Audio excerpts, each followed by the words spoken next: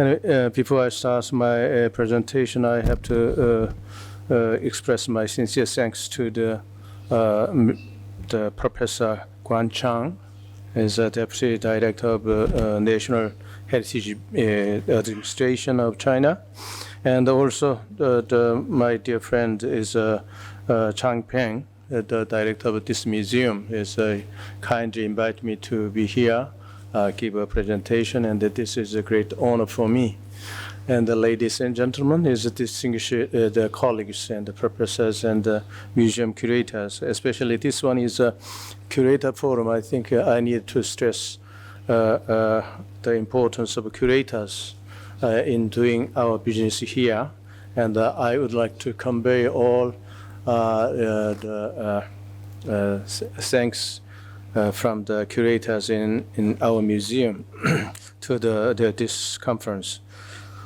Today I have the young curators here. I think they will do some good things in the future.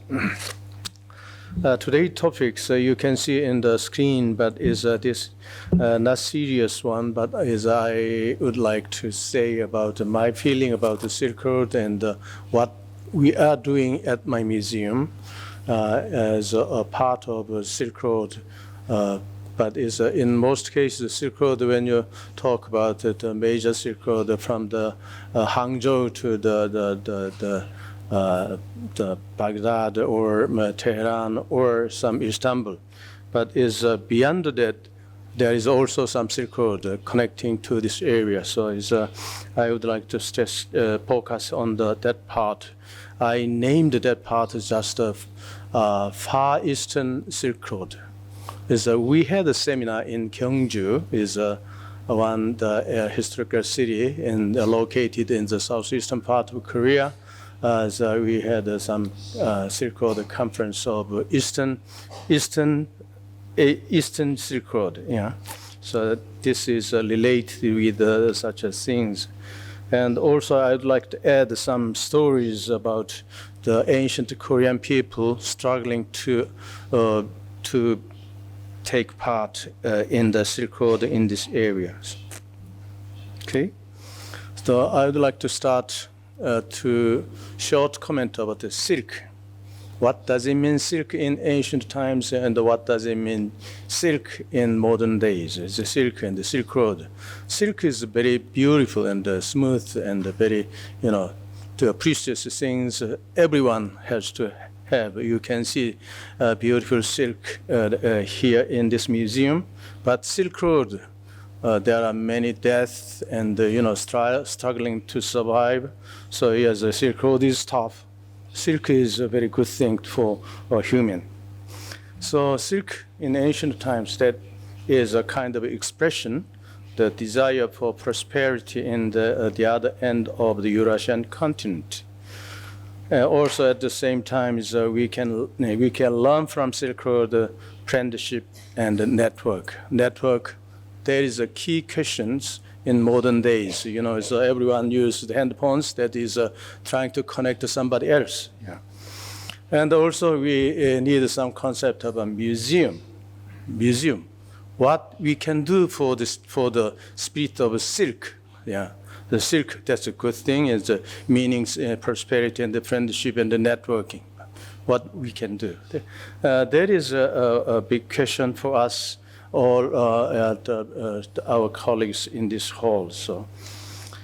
I am trying to introduce some part of our work for implementation of this kind of spirit. Silk Road, I don't discuss about the Silk Road. You know much better than me, and it's a major Silk Road here. You can see some the eastern part of Mediterranean area to the eastern part of China, so Xi'an or Hangzhou. But beyond the Hangzhou and the Xi'an, there is the Korean Peninsula and the Japanese archipelago. So what happened to the area to joining the Silk Road, and what does it make some influence to the Korean culture and the Japanese culture here, majorly Korean culture?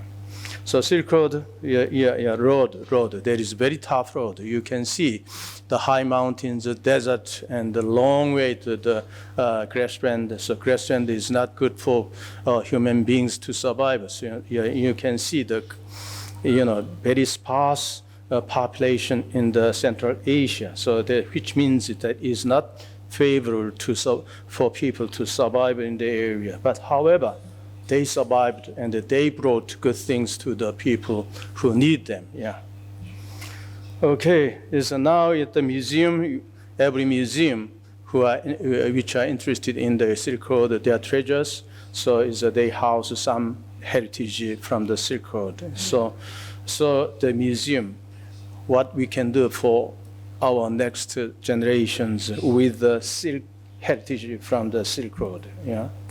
So the question mark representing what happened to the Far Eastern Silk Road here. Okay, so let me briefly introduce the history of Korea and about the exchange of culture in the Eurasian continent. As you can see, Korean Peninsula is the eastern end of the Eurasian continent. So, however, we can find some the ancient heritage from the western part of the Eurasian continent. So, is Gojoseon, which were located in the near the Liaohe, and they moved to the Korean Peninsula late time. And the key element of their culture, we can call them Siberian Bronze Age culture. So that kind of element spread from the Liaohe to Korean Peninsula. So is that is definitely is we can see some element from the Black Sea or Caspian Sea and the Persian and the Central Asia. So after that, it is continuing. But however, during the Three Kingdoms period in the Korean Peninsula, we can see much more element from the western part of the Eurasian continent, Central Asia, and also Persia and the Mediterranean area. Okay, you can see the Korean Bronze Age civilization here, which is quite different from the Chinese Bronze Age culture. As you can see some similarity, however, the shaman bells and the mirror types and the dagger types, that's completely different from China, which is connected to the Bronze Age culture, Siberia area, and also Skitai area. And also we have, in China, I know that there are many the animal type of Bronze Age implement. However, in Korea, it is very distinctive, the element from the Siberian area. So is in many the Korean archaeologists and the historians, they are discussing about Siberian nomadism that brought such a culture to Korean Peninsula in ancient times before the Jesus Christ era. Yeah. So what happened during the Three Kingdoms period? You can see some element here.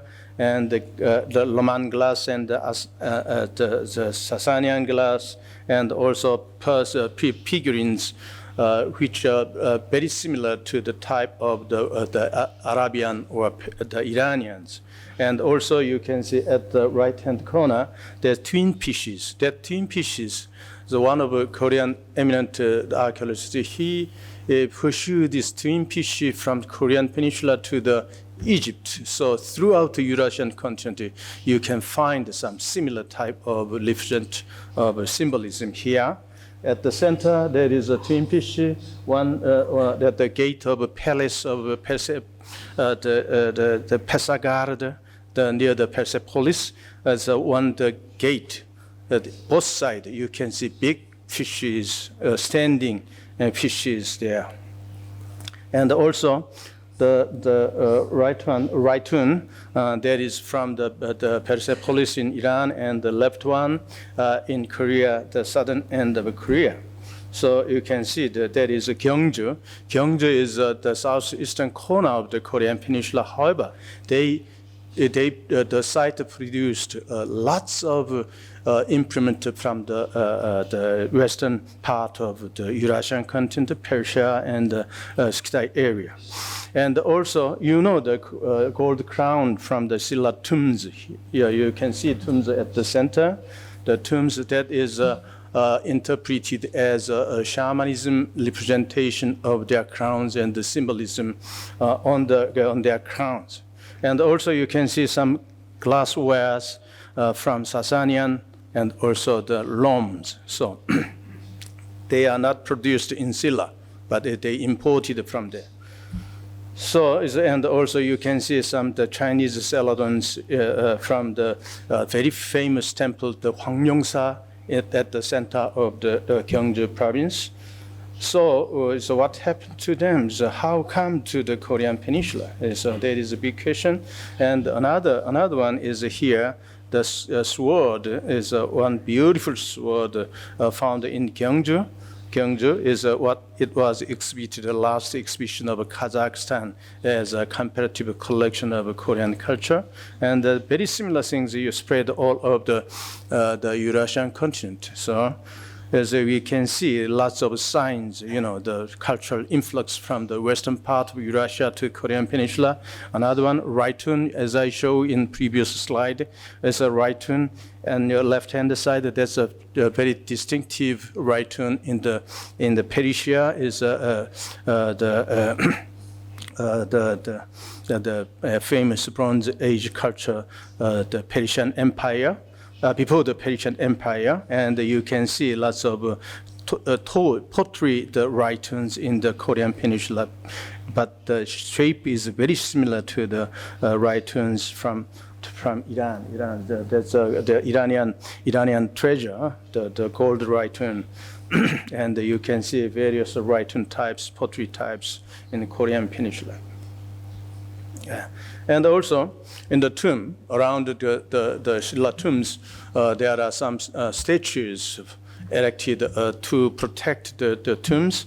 So there are many faces, Arabian or Persians.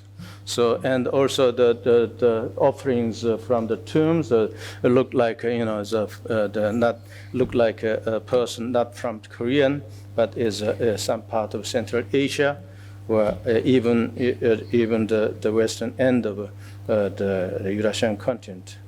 Okay, the gold crown too is very similar. One time we had a very special exhibition from the Afghanistan. The famous gold crown from the Afghanistan. That is very similar to the Silla gold crown or Kaya gold crowns here. So I can show you a little more, later. So I named that the Far Eastern Silk Road beyond the Chinese continent. So it's a Korean Peninsula and the Japanese archipelago.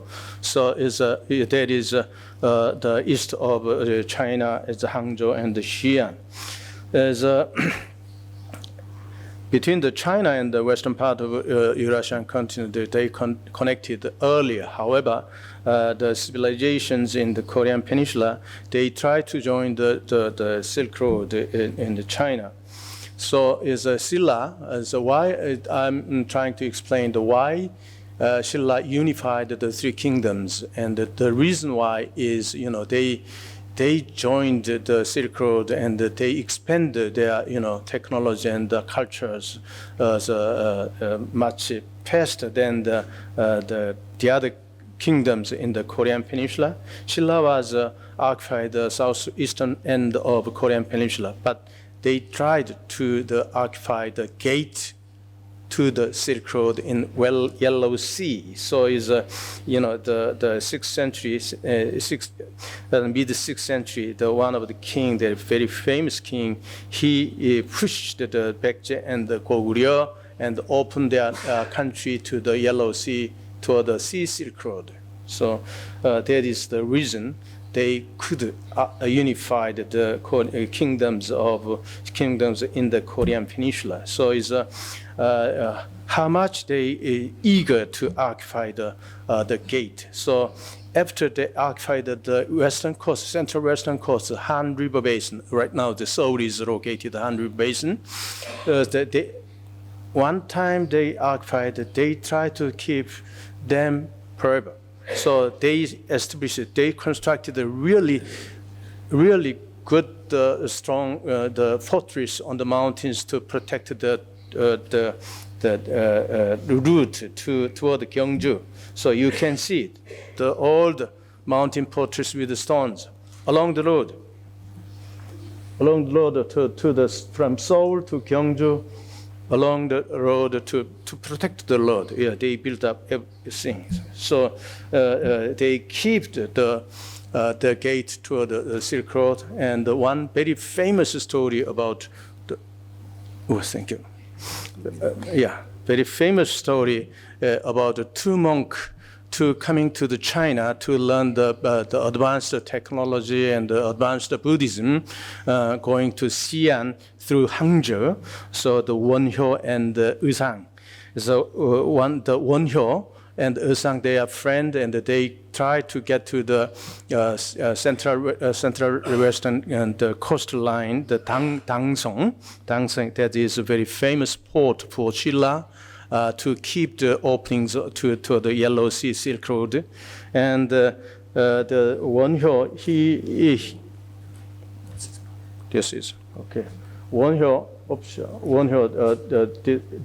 this is young monk. Okay. Young monk. As he stayed in the one chamber, the stone chamber, probably the tombs. He was thirsty through the night, and in the morning he to drink some water. But if he found in the morning, it was skulls.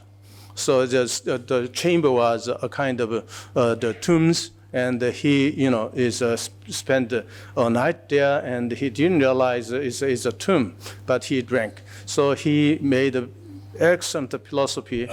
The things, the importance of the people, the things.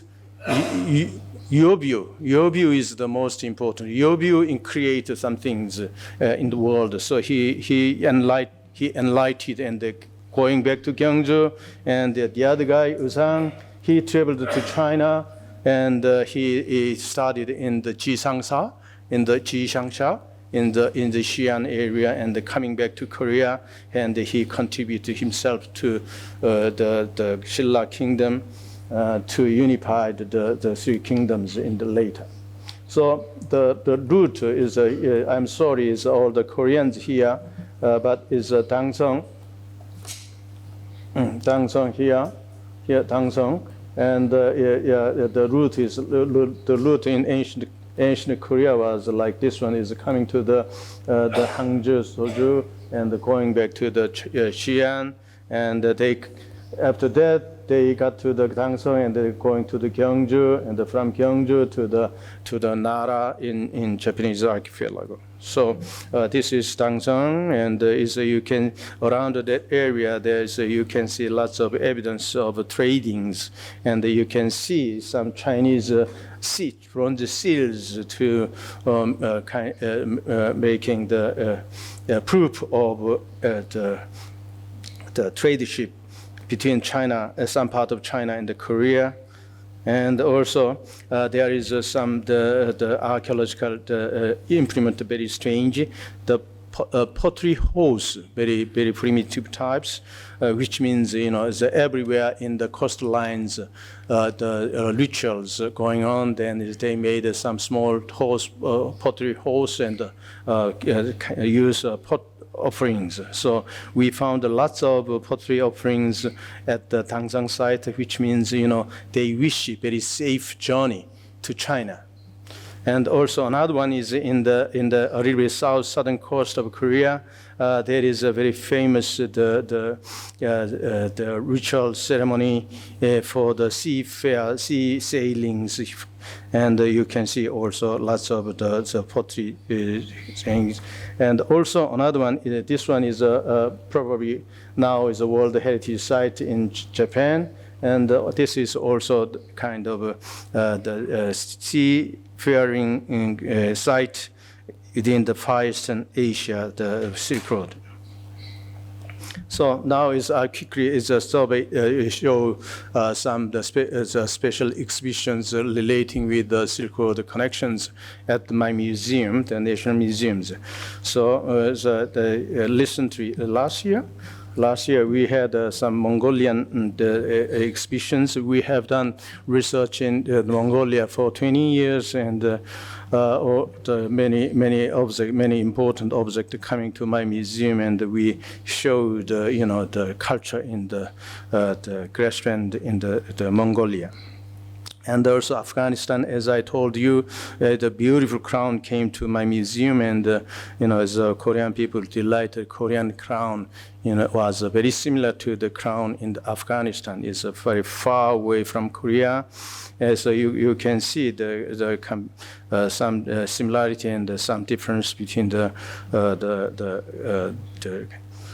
crown, gold crowns. And also we had several times of treasures from the Iran, and that is the last time, but we are planning to host another exhibition from the National Museum of Iran, showing the Persian culture. We can see some similar element to Korean treasures in ancient kingdoms. So you can see here. And also, we had a special exhibition of the gold man from the Kazakhstan. I think this one showed in China, as after the show exhibition in China coming to the Korea, and it gives some idea how Korean culture formed through the Silk Road in the ancient times. In addition to that, we had a special exhibition from the treasure from the Saudi Arabia. Also, that is connected to the Silk Road beyond the Tehran or Istanbul or the Baghdad. And also, we hosted some treasure from the medieval king of Dresden in Dresden. So we found that there are some, the attempt to recopy the Chinese celadons there, Gyeongdeokjinyo. Sorry, my bad pronunciation. But anyway, they tried to copy, but they was not so successful. But which means, the first movement of culture in the Silk Road, then is the further movement to the other end. So anyway, they big influence to the people, their life and their culture. And also we do some exhibition from the Sea Silk Road. This one, the right-hand one. There is some collection, the important collection from the National Museum of Vietnam. Currently is exhibited in the National Museum in Korea. And previously we had the exhibition of Silk Road and the Dunhuang, and also the Asian celadons, and also the exhibition of Shinan treasure shipwreck. There is a very famous shipwreck and southwestern coast of Korea. The center, oops, what's happened? Yeah, this one. You can see Chinese blue celadon in Korea, and we had several times special exhibition at my museum, and the Korean people very delighted to the beautiful beauty of Chinese celadon, and the mystery sailing of Shinan ships along the Korean peninsula. So, and another one is the Buddhism. That is the exhibition from the Gandhara to Korea, which is 2 ways of Silk Road from the northern part of China and also in the southern coastline to Korea, to China. And last year we had the great Goryeo culture, glory of Korea. Goryeo, that is, they started in the Song dynasty, and they continued through the Won dynasty in China. during the Wen period, so anyway, Mongolian empire, they reopened the Silk Road to the west. So it's through the Silk Road, lots of the culture is coming into the Korea, and kind of recreation of culture from the abroad and making Korean culture, the glory of Korea. So you can see very elaborate celadons and the metalworks, and also Buddhistic paintings. So such as things, yeah. So, oops, very sensitive. Okay, it's a very beautiful metalwork. I have to say, this young gentleman here, his mother is here. Okay, it's professorship of the Korean National University of Korean Cultural Heritages. So her son is joining as honorable ambassador of our museum. Yeah. Okay, there's as a director of a national museum in Korea, I designated several museums to continue the special exhibition of the Silk Road. So one is, as you can imagine, the Kwangju National Museum. We have 13 French museums in major historical city, and the major cities in Korean Peninsula. So Kwangju National Museum, they do some special exhibition in future with the Silk Road in the land, the terrestrial Silk Road. So the special exhibition of Persia in this year, that is a part of their missions. And another important museum is Kwangju National Museum. Kwangju is another big city in the southwestern part of Korea. In this city, there's Asian Cultural Center is there. And I send all the collection from the Shinan shipwreck to this museum, and they specialize celadons, the trade celadons at the museum. So you can see our collections from the Shinan shipwreck. There's a left hand, the pillow, the blue celadon pillow. That's Korea blue celadons. It's from the shipwreck. Yeah, so it's a Shinan. You can see the location of a Shinan, and the Shinan shipwreck from that dead. And yes, it was supposed to travel to the from China and to Korean Peninsula and to the Fukuoka. In Fukuoka there is very big trade post in the northern part of Kyushu. Right now, it's the Silk Road again in Korea. Is one Dongdaemun market that is very famous, the market in Seoul downtown. So you can see lots of silk products. Yes, at the palace in the downtown Seoul, you can see lots of tourists that are wearing the silk costumes, the Korean style costumes. So anyway, it's coming, reviving again beyond China. So still the silk. There is the human's desire to wear, to touch. Okay. Now in modern days, everyone wanted to keep the network. Network is very important to keep your humanity and your friendship, warm friendship. So even though the digital technology, artificial intelligence technology will be developed very fast in the future, however, we need to keep our warmth, friendships among the people. So museums should do that for that. So that is our missions.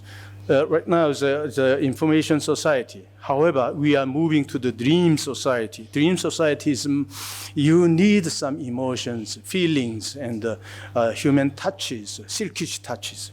So as a museum should provide such a place, such a point, such a place. So that is our mission of all our curators of museums in the future. So smiles. Well, after last week, we had a very special exhibition of smiles in Korea.